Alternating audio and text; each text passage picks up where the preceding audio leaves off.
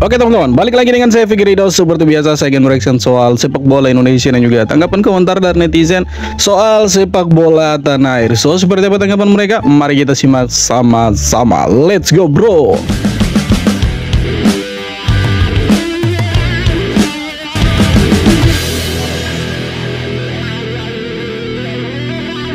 Setelah mundurnya tim Malaysia, KAFA Federation telah menetapkan pengganti timnas Malaysia untuk KAFA Nation Cup nih, Bray. Yang pasti bukan Vietnam, bukan Thailand, bukan Indonesia, ataupun bukan Bangladesh. Timnas yang terpilih itu adalah timnas India, Bray.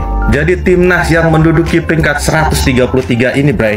Dan gua nggak tahu ya, ini udah punya pelatih apa belum. Bray, kemarin dia buka lowongan di IG resminya buat mencari pelatih. Dianggap bisa menggantikan Malaysia di KAFA Nation Cup 2025 ini, Bray. Jadi gue ucapin selamat untuk timnas India. Semoga bisa berproses, berkembang, dan bisa menjadi pengganti yang baik dari tim Malaysia. Jadi Yalah, semoga tidak mengundurkan diri seperti temannya Malaysia itu, ya kan? Karena Malaysia ini sudah diundang, ya kan? Fansnya sudah sombong, ya kan? Giliran mengundurkan diri. Memang menyusahkan mereka itu. Lebih baik tidak usah diundang lagi, biar mereka lawan klub lokal saja itu. Kesian nanti yang buat turnamen itu. Ronde keempat makin brutal. Timnas Indonesia butuh ini. Lawan di ronde 4 bukan main-main. Timnas harus punya satu hal ini, mental juara. Bukan cuma taktik, tapi keberanian dan percaya diri harus full 100%. Ya, kalau soal mental juara, saya pikir semua pemain pasti punya mental juara. Tapi pertanyaannya, apakah itu bisa diimplementasikan nanti di dalam lapangan? Kan belum tentu. Tapi yang pasti, timnas Indonesia butuh kemenangan di ronde keempat. Karena kita akan lawan Irak dan Arab Saudi. Teman-teman semua sudah tahu. Nah, lawan Irak dan Arab Saudi dengan komposisi pemain yang ada sekarang, saya pikir ya bolehlah kita menang. Tapi jangan lupakan, jangan remehkan dua lawan kita ini. Walaupun di dua pertandingan sebelumnya kita di atas angin, sempat tahan imbang dan sempat menang di GBK. Tapi ingat, ronde keempat tidak ada yang mau gugur di ronde keempat. Pasti semuanya berjuang mati-matian untuk lolos ke Piala Dunia. Karena untuk lolos langsung inilah jalan satu-satunya. Cuma butuh dua kemenangan. Irak pasti akan fight habis-habisan. Sudah ganti pelatih. Apalagi Arab Saudi ya pasti juga akan fight mati-matian, mereka mau lolos langsung gitu. Nah, Indonesia sama juga mau fight mati-matian. Ya, kalau soal mental juara pasti ya semua pemain punya. Apalagi sebagian besar 80% pemain-pemain kita ini bermain di Eropa, bermain di luar semua, abroad kan. Jadi soal mental juara jangan ditanya lah, lapis baja Pak. Bukan mental pemain, bukan juga kualitas pelatih. Menurut Simon Tahamata, inilah akar permasalahan pembinaan usia muda di Indonesia. Saat kita berbicara tentang membangun masa depan sepak bola, fokus kita seringkali tertuju pada program latihan atau pencarian bakat. Namun menurut Simon Tahamata, legenda berdarah Indonesia yang bertahun-tahun menempa talenta di Akademi Ajax Amsterdam punya pandangan yang berbeda. Menurut pandangannya, hal pertama dan paling krusial untuk diperbaiki dalam perkembangan sepak bola usia dini di Indonesia bukanlah apa yang terjadi di lapangan, melainkan apa yang terjadi di luarnya. Dalam sebuah kesempatan, Simon Tahamata sempat dibuat geram ketika mendengar orang tua dari sang anak berteriak hingga memberikan instruksi. Menurutnya, hal ini seharusnya tak terjadi karena instruksi hanya ada dalam ranah pelatih. Menurut Simon Tahamata, orang tua boleh datang dan menonton, tapi tidak boleh berteriak dan hanya memberikan dukungan lewat tepuk tangan saja. Pandangan Simon Tahamata sangat relevan dengan kondisi di Indonesia, di mana orang tua pemain muda seringkali turut memberikan instruksi dari pinggir lapangan. Intervensi ini beresiko menciptakan kebingungan bagi anak yang seharusnya fokus pada arahan pelatih. Akibatnya, konsentrasi pemain dapat terpecah dan proses pemahaman Ya, seringkali sih kita mau di resmi targa pertandingan manapun, kalau sudah melibatkan usia dini maka kita akan menjadi pelatih nomor 1, bukan nomor 2 lagi. Apalagi kalau anak kita yang pegang bola, ya kan, di depan gawang, anaknya itu pasti disuruh shoot, itu ya hal biasa lah. Tapi yang paling urgent menurut saya di sepak bola Indonesia ini bukan masalah campur tangan orang tua atau apa, tapi ya kembali lagi politik, ya sudah itu saja. Kalau politik tidak disangkut pautkan, ya sepak bola kita maju. Tapi kalau sudah dicampur dengan orang-orang politik, ya selesai. Mau bagus bagaimanapun kita bangun sepak bola Indonesia, kalau sudah ada orang politik di dalamnya, jadi alat politik. Mau itu dia kelompok umur sampai senior, kalau ada orang politik dalam, selesai, habislah itu. Jadi ya sudah, satu saja permasalahannya, jangan ada orang politik. Titik. Tierney Reinders kembali menggemparkan dunia dengan penampilan dan statistik luar biasanya. Pertandingan uji coba Manchester City melawan Palermo kembali jadi panggung si anak Maluku. Masuk di babak kedua. Jangan bilang anak Maluku, jangan bilang begitu, karena nanti tetangga yang pakai jersey kuning itu mereka iri nanti. Mereka bilang klaim pemain Belanda lagi nanti. Nanti mereka bilang ini orang Indonesia klaim pemain Belanda. Bodoh amat, ini punya garis keturunan Indonesia, Ben. 50%-nya itu orang Indonesia asli, bukan kaleng-kaleng kan kayak orang itu. Santai. Tierney Reinders hanya butuh 14 menit untuk menggentarkan gawang Palermo yang membuat skor menjadi 2-0 setelah sebelumnya Erling Haaland cetak gol pertama. Menit ke-82 ia kembali menyelinap ke kotak penalti dan boom, gol keduanya lahir dan City unggul 3-0. Statistiknya gila, 100% akurasi tembakan, 100% duel darat dan udara ia menangkan, dan 2 gol dari 4 tembakan tepat sasaran. Kalau mainnya begini, apakah Tierney Reinders bakal jadi bintang baru Manchester City? Bintang baru Manchester City punya darah Indonesia. Wah, gila ini. Adakah pemain Malaysia atau pemain negara lain yang punya garis keturunan Malaysia yang sehebat dia? Belum ada. Kita dengar belum ada. Cuma Indonesia, Pak. Indonesia Timur ini, Pak. Hai, banggalah kita. Menang Timnas tapi kalah. Putri Indonesia U20 menutup kualifikasi Piala Asia Putri U20 dengan kemenangan besar. 4 gol tanpa balas ke gawang Turkmenistan jadi penutup manis perjalanan mereka. Dilatih Coach Akira asal Jepang, Garuda Pertiwi muda tampil percaya diri dari awal sampai akhir. Sayangnya, hasil ini belum cukup untuk meloloskan Indonesia ke putaran final. Sistemnya hanya mengambil juara grup dan 3 runner-up terbaik, sedangkan Indonesia mengumpulkan 5 poin, berada di luar zona lolos. Catatan mereka di kualifikasi, imbang 0-0 lawan India, seri 2-2 melawan Myanmar, dan menang 4-0 atas Turkmenistan. Sebuah pencapaian yang patut diapresiasi, apalagi mengingat Indonesia belum memiliki Liga Sepak Bola Putri. Perjalanan ini memang belum berakhir dengan tiket ke Piala Asia, tapi sudah menunjukkan potensi besar. Dengan dukungan dan pembinaan yang tepat, Garuda Pertiwi muda bisa terbang lebih. Tapi kenapa yang seniornya itu dibantai habis-habisan? Coba dibantai Thailand. Dibantai Vietnam, ya kan? Ganti pelatih, bukan tambah baik, malah tambah hancur. Dibantai nggak tuh? Dibantai lah. Kan masih sekelas Asia Tenggara, Thailand. Oke, kalau ada yang alasan Thailand mah, ya langganan Piala Dunia, Pak, 2 kali ikut Piala Dunia. Indonesia mah apa? Liga Putri tidak ada, diprotes sedikit, benernya ditarik, Pak. Jadi ya ganti pelatih, bukan tambah bagus, malah tambah hancur. Dibantai itu, dibantai 7-0, ya kan, 7 atau 8 itu. 7 mungkin lari Thailand. Intinya dibantai lah. Lawan Vietnam pun kena hajar habis-habisan, ya kan. Ganti pelatih tambah hancur. Timnas U20 nih bagus, lawan India imbang, ya kan. Sekarang lawan Turkmenistan pun menang 4-0, tapi masih belum beruntung lah. Masih lebih baik U20 timnas wanita daripada senior. Kacau tuh. Oke lah, mungkin ya terbagilah fokusnya ya. Ada yang di AFF, ada yang di Piala Asia kualifikasi. Tapi ya kalau kita lihat memang kita seniornya dibantai habis-habisan. Kacau lah.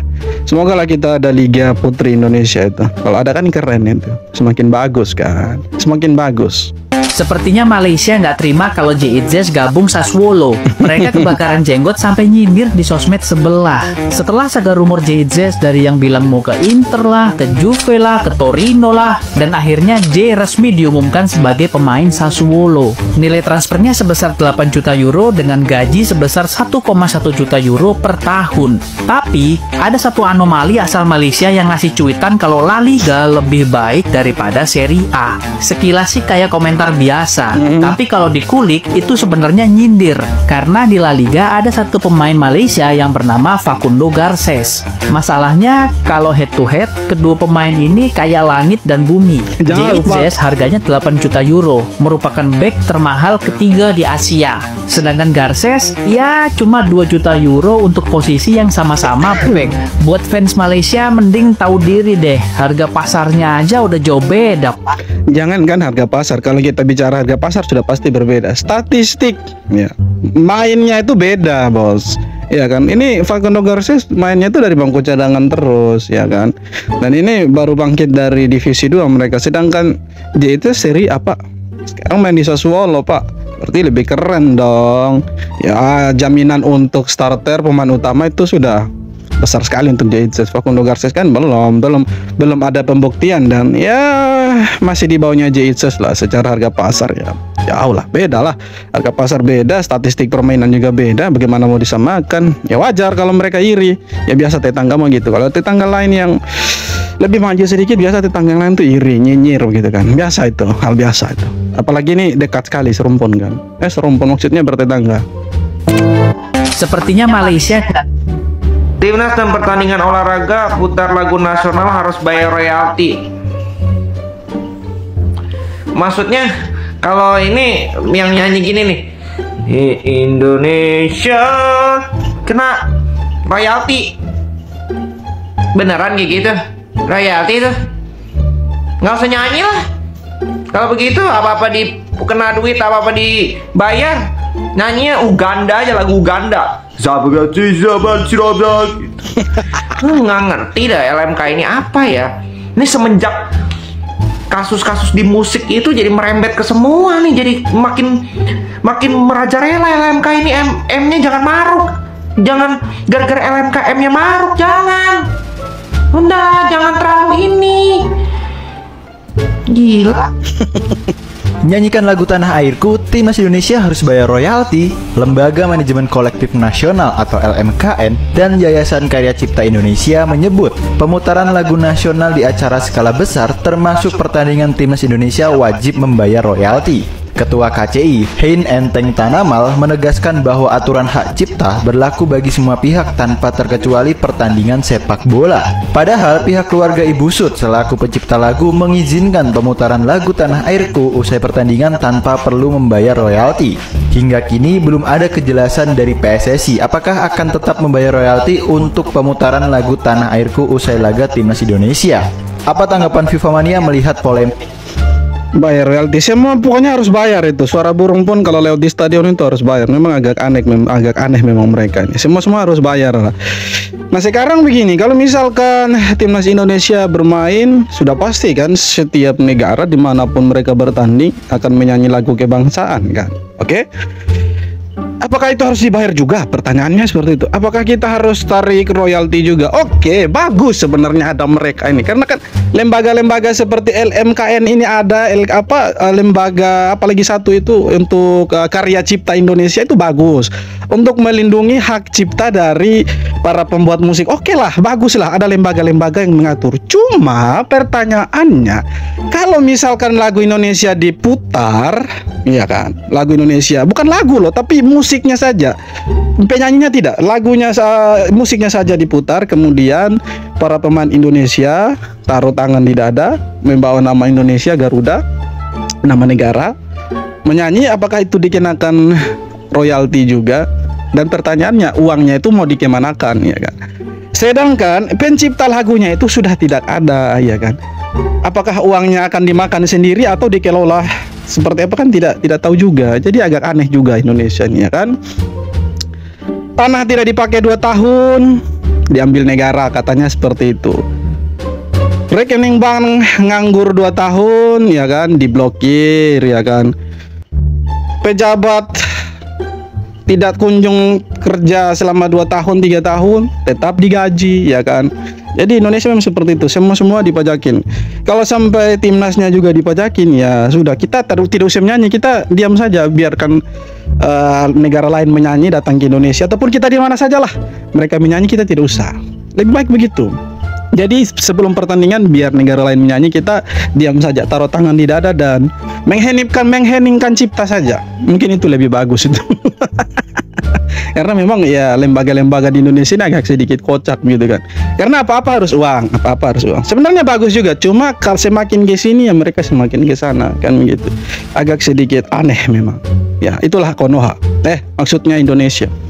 Iyalah guys, Miss Hilgers pemain pertama Indonesia di Premier League. Apa benda ni weh? Bagi sobat yang belum, kalian jangan bikin isu yang aneh-aneh. Belum ke Premier League dia, belum. Tahu banyak rumor bahwa Miss Hilgers back tengah timnas Indonesia akan pindah ke Crystal Palace. Abang tidak terkejut hal ini akan terjadi, terutama setelah kabar dari Fabrizio Romano bahawa Mark Guehi back Crystal Palace akan pindah ke Liverpool. Crystal Palace yang baru saja menang Community Shield dan Piala FA setelah pacak League trofi selama 119 tahun untuk melanjutkan momentum mereka dan memperkuat skuad untuk Oliver Glasner. Namun pertanyaannya, akankah Miss Hilgers sukses di Crystal Palace dan juga di EPL? Pemain berusia 24 tahun yang bermain untuk FC20 di era divisi ini sangat cocok dengan sistem Oliver Glasner. Formasi 3-4-3 Crystal Palace membutuhkan bek tengah yang mampu membawa bola dan membangun serangan dari belakang. Itulah kesamaan antara Miss Hilgers dan McGahey, di mana keduanya memiliki kemampuan kontrol bola semasa fasa build up. Kalian pasti terkejut dari statistiknya. Miss Hilgers lebih baik dari Gahey dalam hal passing dan mengiri bola ke depan. Ini barulah ada peningkatan. Soal fizik tidak ada masalah, sebagaimana Miss Hilgers menunjuk saat melawan Manchester United di Europa League musim lepas. Gimana guys? Apakah kalian excited dan ingin Miss Hilgers bermain di EPL? Komentari. Ya, dia punya potensi untuk bermain di EPL, ya kan. Kita pasti setuju, bangga sekali kalau ada orang Indonesia pertama yang bermain di EPL, apalagi di klub besar. Ya mediocre lah, besar lah ya, seperti Crystal Palace itu kan keren. Apalagi kemarin kayak sekali Liverpool tuh, keren. Kalau ada orang Indonesia yang bermain di EPL pasti bangga, punya potensi, masih muda, ya kan. Back modern bermain di IPL untuk timnas Indonesia, siapa sih yang tidak bangga? Pasti bangga lah. Apalagi kita supporternya pasti senang gitu, ya kan. Cuma pertanyaannya, betul tidak rumornya? Kadang kita termakan hoax, termakan berita bohong, kemudian kita membesar-besarkan, padahal sebenarnya belum juga. Kecuali sudah ada berita resmi dari Fabrizio Romano. Here we go. Kalau dia sudah bilang begitu, oke, baru kita percaya. Sebelumnya jangan dulu, sebelum ada pengumuman resmi, sebelum ada notif dari Fabrizio Romano, Indonesian player Miss Hilgers go to England Premier League. Here we go. Kalau dia bilang seperti itu, baru kita percaya. Sebelum dia bilang begitu, jangan percaya, itu masih rumor. nanti yang fans dari jersey kuning itu mereka olok-olok kita nanti. Mereka tambah panas. Kalau betul pun itu nanti mereka tambah panas. Mereka irinya luar biasa nanti. Kalau ada pemain Indonesia yang lebih sukses dari mereka punya pemain, itu nanti mereka irinya ngeri-ngerian di Indonesia. Jadi diam-diam saja. Kalaupun nanti resmi, santai-santai saja. Biarkan yang panas makin panas, yang jengkel makin jengkel, darah tinggi dan metong. Oke teman-teman, jadi itu dia beberapa video tanggapan komentar dan netizen soal sepak bola Indonesia. Dan seperti apa tanggapan kalian, silahkan tulis kolom komentar. Dan terima kasih banyak sudah nonton video ini sampai akhir. Kita jumpa lagi di video-video berikutnya. Thank you.